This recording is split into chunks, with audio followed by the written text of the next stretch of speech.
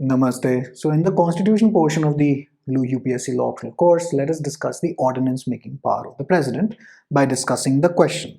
Now, you see, all of these topics we can go into the length and the breadth, but that is more suitable for, let us say, a semester level examination, or if you're doing a PhD, etc., in law when you're writing a thesis. Herein, we are focusing on a 15 marker, so it's a 225 to 250 word answer that you will write, because for a 10 marker, they expect you to write it in about, roughly speaking, 150 words. So applying logical reduction, we are looking at a 250 marker, or rather 250 words, not 250 marker. 250 marks मिलेंगे तो मजा ही आ जाएगा एक में. But anyway, discuss the ordinance making power of the president. This is a question from 2019, and I want to approach this topic with taking the question as the background.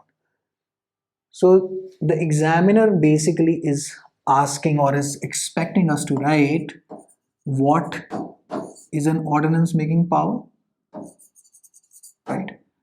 Why is it there?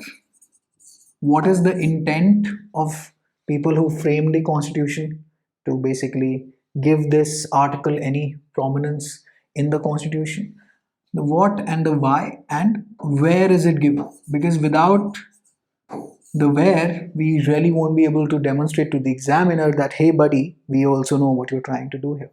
Can the validity of an ordinance be challenged in the court of law? So we'll have to, obviously, even if this sentence isn't written, cite relevant case law, you'll have to write case laws.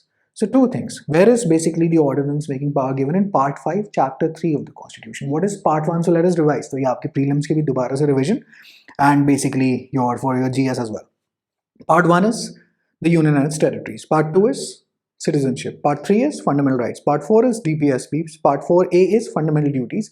Part 5 is the union. Chapter 1, the executive. Chapter 2, parliament. Chapter 3, legislative powers of the president. Correct?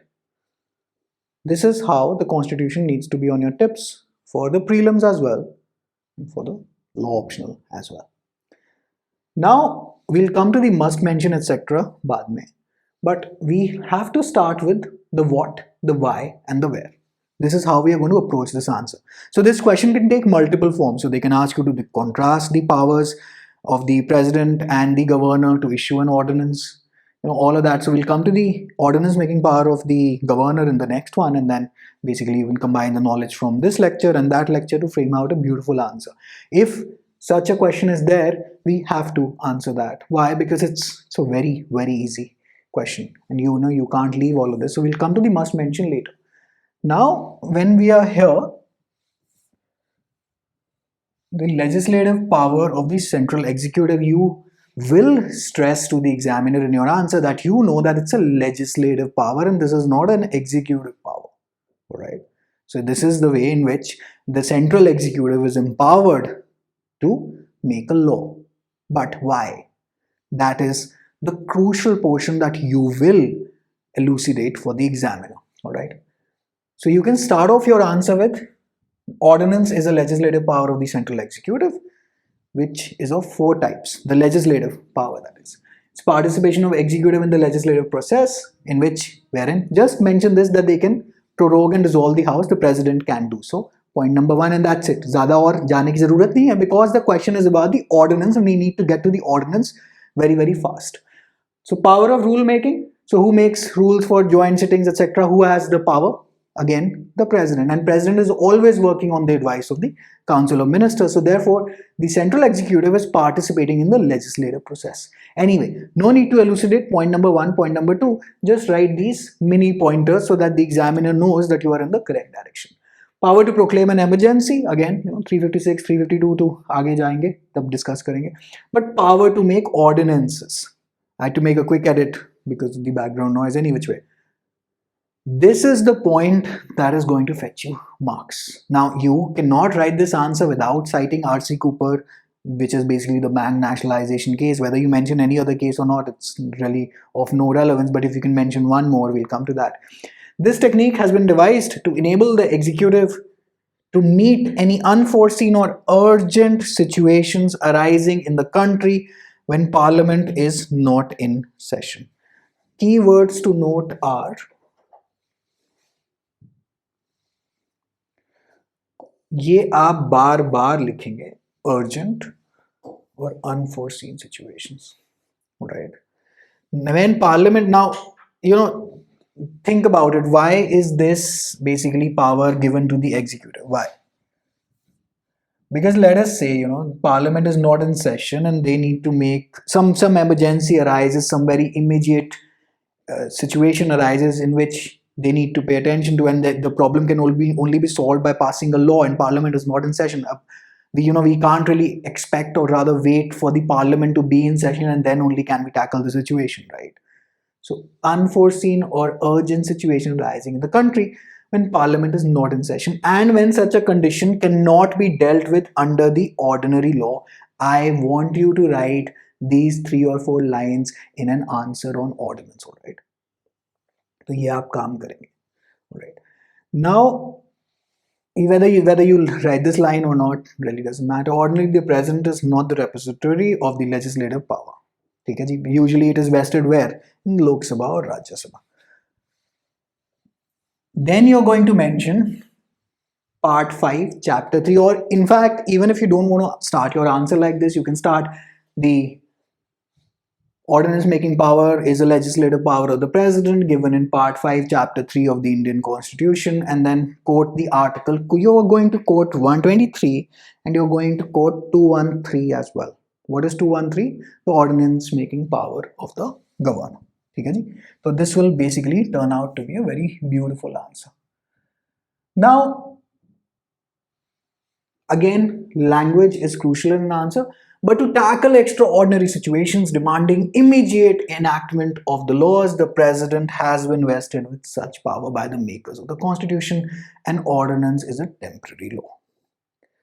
Hopefully it is clear. Now, I don't expect you to rote learn this and keep this exact one-to-one language. That's absolutely not the point. All that you have to explain is the immediate enactment of the laws and why the president has been vested with such a power, and why are we exactly participating in the legislative process. Because if parliament is not in session and such a situation arises which demands a law, we need not wait for the parliament to come back in the session, and the president can issue an ordinance, and it is very frankly, it's a temporary law, correct? Quote part 5, chapter 3, quote article 123, quote article 213, and we are going to quote article 114 clause 3, provided that you can remember this. Now, chapter 3 is legislative powers of the president. Let us discuss the article a bit. हम answer से थोड़ा परे जा रहे हैं इस time, just for your knowledge sake, so that you can elaborate the answer on your terms. If at any time, except when both houses of parliament are in session. Now, why do you think this clause is there, except when both houses? Because usually the legislative power to make laws, to enact laws is, well, फिर parliament है क्यों, correct? If parliament is not in session, तो हमने president को, we have, this is almost like an inverter sort of a system. The electricity goes off, well, we have the president to take care of it. As in, not the president is not going to fix your electricity, of course, but hopefully we have the analogy, and obviously don't mention this in your answer. The president is satisfied. The key word here is satisfied. And basically, वो जो question के अंदर अभी आते हैं, जरा एक बार दोबारा क्वेश्चन खोल के देखते हैं, ये satisfied पे जरा ध्यान रखिएगा इस चीज को.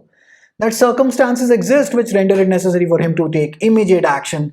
He may means up to its discretion, promulgate such ordinances as the circumstances appear him to require. Now let's go to the word satisfied. Can the validity of an ordinance be challenged in the court of law? All case laws are basically based on this very word, satisfied, and therefore to explain this portion, we'll have to elaborate a bit on the word satisfied using a case law, alright? So discuss the ordinance making power of the president, so we have discussed it. We have told you it says legislative power, correct? We have told you where it's given. We have told you, we're talking to the examiner basically, told you that the governor also has it. We also know that it's in part 5. We also know it's in chapter 3 of part 5. मतलब और micro detail हमने इनको करा के दे दिए. अब हम जाते हैं जी इस पे आगे.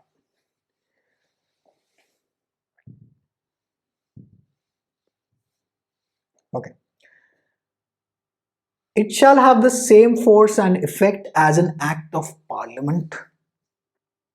It is the same thing as a kanun, but it is a temporary law.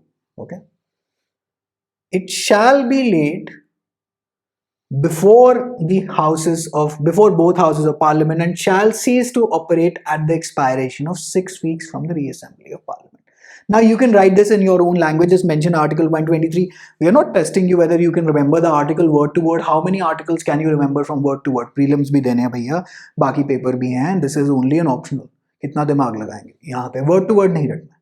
But you do let the examiner know that as soon as parliament comes back to session, right, 6 weeks from the reassembly of parliament, or from the later date, we'll just come to the later date, or before the expiration of that period, and the period resolutions disapproving it passed by both houses upon the passing of the second of those resolutions. Basically, now the houses have basically blocked the ordinance, said, well, go away.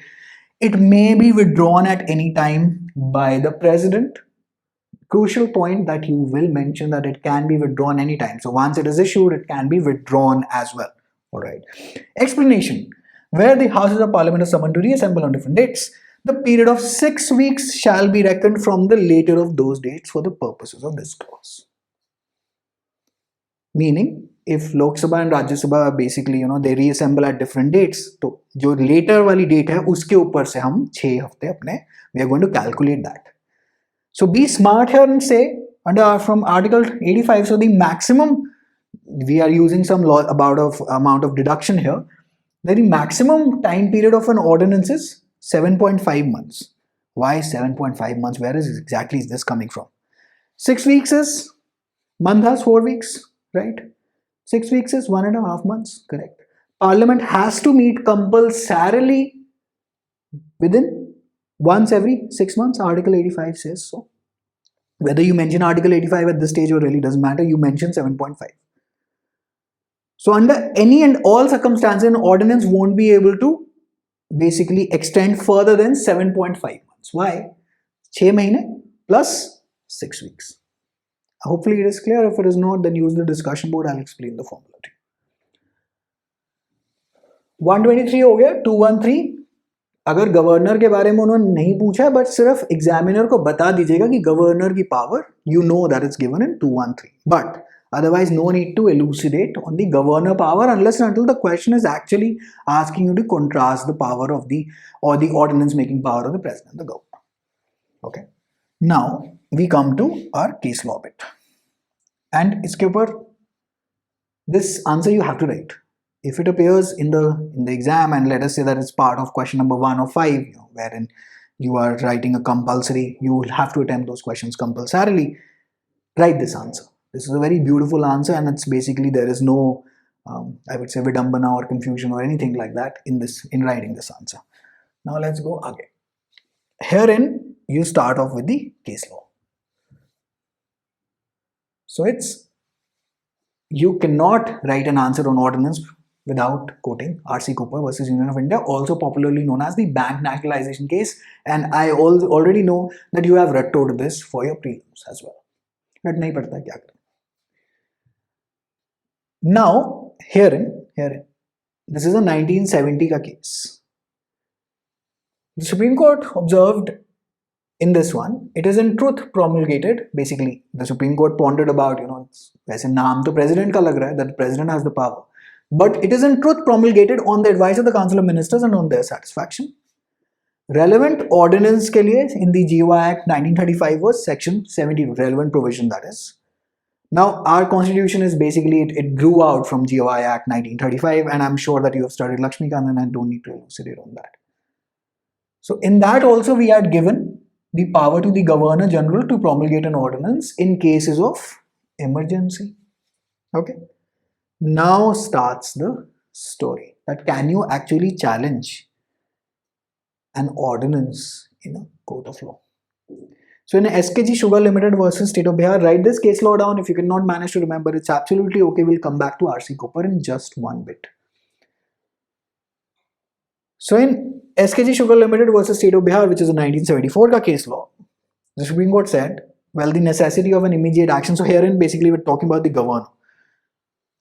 Promulgate an ordinance, the sole judge is the governor, and this is not a justiciable matter or justiciable matter, justiciable rather, not justiciable, justiciable matter.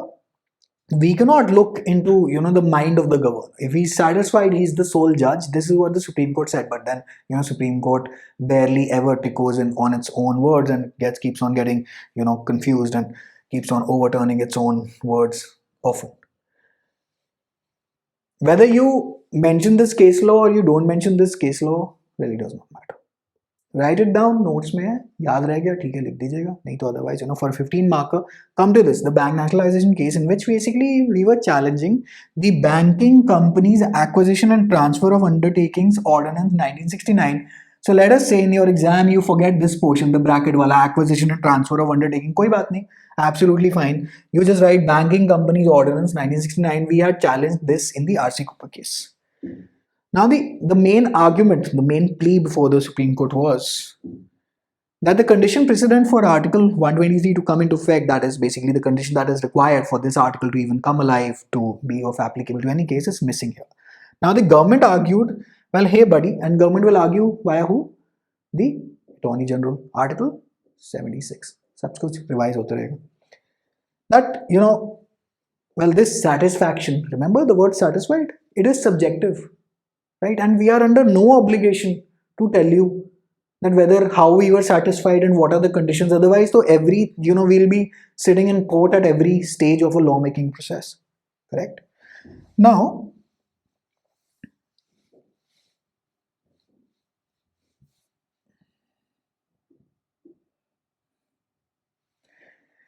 the political times was such that the Supreme Court, remained away from that question ki nahi, chalo chhod dete hain, because those were very turbulent times. The CJI was missing sometimes. There was questions about dissents. There were questions about Mr. Judge Khanna's CJI ship basically being eaten up by the government. There was basically a hell lot of political turmoil in the country back then. Indira Gandhi was in power, and basically the judiciary was under attack, and judiciary and the government were basically at loggerheads over what all was happening in the country. So Supreme Court says, well, since Act has already been passed, so after the ordinance, the Parliament reassembled and they gave its assent. Now the Act is already passed. Now the question had become academic, so it refused to touch on the question that whether that satisfaction of the president, whether such circumstances exist, is now merely academic. They said, now the Act is already there, and what can we do about it? So we'll just leave it be. Okay. Therefore, now the Indira Gandhi government basically said, ये तो बहुत ज़्यादा गड़बड़ है. ये तो this way तो people will keep on approaching the Supreme Court and keep on challenging us like this, right? So they introduced via 38th Amendment Clause 4 and said that such satisfaction of the president is non-justiciable. Simple as that. And after that, Supreme Court said, no, that is okay that satisfaction is non-justiciable, but we can still question you on ground of malefides, because if we can question the emergency can be challenged, correct? The declaration of emergency can be challenged. Similarly, for malefides, we can still justiciable. But the 44th Amendment basically deleted this NJ wala clause. आपका काम खत्म कर दिया 44th Amendment. So अभी तक हमने क्या क्या mention करना है? RC Cooper case 123, 213, correct? 38th Amendment, 44th Amendment. थोड़ा थोड़ा धीरे धीरे करके. Basically, अब ये नहीं जाना कि 38th Amendment की you write a PhD thesis on that. No, just the relevant portion about the ordinance and clause 4 under Article 123. ठीक है जी? And this will make a very beautiful answer. Now, this is just for your knowledge. Just for your knowledge, in A.K. Roy versus Union of India, it's in 1982, we challenged National Security Ordinance of 1980. Again, the Supreme Court left the question open that whether we can actually look into the merits of an ordinance, whether the satisfaction of the president, etc. Now, because again, the act had come into force, but they hinted. So there was basically a component, an obiter. Obiter is a general observation. Ratio decidendi is basically the rationale of giving the judgment, in which the the government basically provides you reasoning. But an obiter is just a passing observation, you cannot legally enforce it. They said, the ordinance making power can't be fully out of the judicial review, and malified, you can't use it with a malified intent against the normal legislative process, because the president can overpower basically the legislative process. So the proclamation of emergency under Article 356, can it be challenged? It can be challenged on the grounds of malified. Yes, this was held under SR Bomai, but pretty much you won't have time to write all of this. So I'm, just not interested in giving you more and more ज्ञान and then asking you, हाँ ये सब लिख लेना, time कहाँ होगा आपके पास ये सब लिखने का? जब time नहीं है, so we'll have to be very focused, right? Now, if you can mention this case law, अगर आपको ये याद रह जाए, so along with R.C. Cooper, this one, A.K. Roy नहीं करना है, S.K.S. Sugar नहीं करना, that was just for your knowledge and just for your, general awareness, you can say. So this is T. Venkata Reddy versus State of AP. This is 1985. Herein, whether you can remember the case law name or not, I really don't care, but you will have to remember these points. That the ordinance is a legislative act, basically. It's not an executive, you can say, power or mode of enactment. It is basically legislative in nature, right? So it cannot be questioned on such grounds as improper motives, etc. This is a 1985 ka case law. So this is happening, in a sequence though. This is happening much after the R.C. Cooper case. So an ordinance acts on the same footing as an act, as जैसे लिखा हुआ था वहाँ पर. तो वो कह रहे हैं कि since when did we start questioning the motives of the parliament in passing an act? Article says it has the same effect as an act. So since when did we start, questioning the motives of the parliament? If the act is unconstitutional, it is ultra vires, we'll declare it. So we have the power of judicial review from Article 13, correct? But since when? So how do we? So ordinance is also pretty much the same thing. So we are actually, whenever you are challenging an ordinance, you are not exactly challenging an executive action, you are actually challenging a legislative process, a legislative action. So if the act or if the ordinance is unconstitutional, basically it's ultra vires, the constitution, let us say it violates fundamental rights, correct? So, you can come to the court. So the court held, but we cannot question into the propriety. What is propriety? Zara Google में जाके अपनी vocab में add कर लीजिए अगर आपको इस शब्द का मतलब नहीं पता. I'm not going to tell you that. Do some homework. Propriety of the exercise of the legislative power. ये शब्द मेरे लिए यूज करना तो बड़ा आसान है, लेकिन अगर आपको एग्जैक्ट मीनिंग नहीं पता, गो टू गूगल, तभी याद रह जाएगा. Otherwise me spoon feeding you फिर भूल जाएंगे. ठीक है जी. But cannot inquire into the property of the exercise of the legislative power. So basically they are saying, well, hey buddy, the ordinance is an act. So just like we challenge acts in the court of law, we're going to, you can approach the court of law in the same manner. But when was the last time, or can the court actually inquire into the motives of the parliament in passing an act? Well, it can't do so. So if it can't do so in the case of an act, how exactly are we going to do it in the case of an ordinance? That's what it's pretty much saying. Okay? So the motives of the legislature is beyond the scrutiny of the court. And I believe let's skip Nagaraj versus State of AP. Basically, this was held there, but this I think pretty much you can include in the point above as well. Okay? Rameshwar Prasad versus Union of India 2006 is a very recent case law. I just made a note of it. I don't think that I need to teach you that. But what I do need to teach you is here. Is ordinance making power undemocratic? This is R.K. Garg versus Union of India. So the Supreme Court said, well, if it's undemocratic, the Council of Ministers, in effect, the Council of Ministers ही काम कर रहे हैं, right? And they are answerable to the Parliament. And if they misuse their ordinance making power, the Parliament can always pass a no confidence motion against the Council of Ministers. And well, the PM goes, so the Sarkar goes. But whether you want to write that, whether you don't want to write that, doesn't really matter to me. What matters is if you can remember the T. Venkata Reddy case law and elucidate on the point on the challenge. You are going to explain the satisfaction portion from R.C. Cooper. You are going to then talk about T. Venkata Reddy versus Union of India a bit. No need to go into the facts of the case. Just say T. Venkata Reddy versus Union of India. The Supreme Court held that the act is basically the ordinance making power is a legislative action, and the ordinance has the same, is basically in the same footing as an act. So therefore, we can't, since in the legislative process of passing an act, we never really question the motives of the legislature.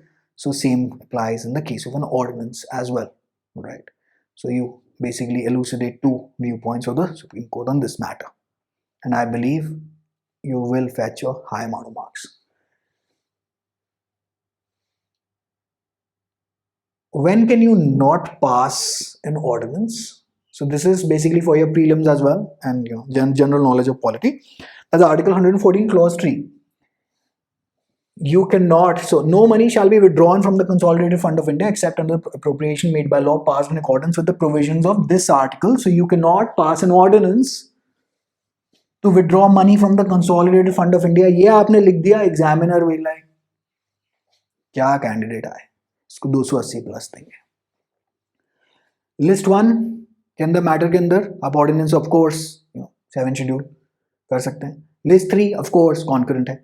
List 2 में नहीं कर सकते. You can not issue an ordinance unless and until, or basically for the topics listed in list 2, unless and until national emergency is in place. Then obviously, because in an ordinance, the president / council of ministers or president plus council of ministers is actually assuming the role of the parliament. So parliament, whatever the parliament cannot do in the normal circumstances, even these guys can't do. Correct? And that is also given in the article. Let's take a quick look at that and then basically close off this lecture. Let's go to 123. Yeah. If and so far as an ordinance under this article makes any provision, Parliament would not under this constitution be competent to enact, it shall be void. Okay, now we come to our first page. Calendar में खुल गए हैं. Let's just remove the calendar to here and see this. So you are going to mention, give me 1 second. You are going to mention 123, you will mention 213, you will mention 114 clause 3. You are going to mention, well, that it is a legislative power. You are going to mention part 5 in chapter 3. You will mention R.C. Cooper. You will mention T. Venkata Reddy, and you are going to close off your answer in about 250 words. And you will be like, ये तो बोलना आपके लिए बड़ा आसान है. ये तो आपने इतना लंबा चौड़ा भाषण दे दिया. Whatever I have said, not necessarily that you have to include everything. But if you mention to the examiner the emergency situations, or rather the situations which demand an enactment of a law, and such a situation cannot be dealt with in ordinary law. So to deal with such a situation, we have given the ordinance making power to the president.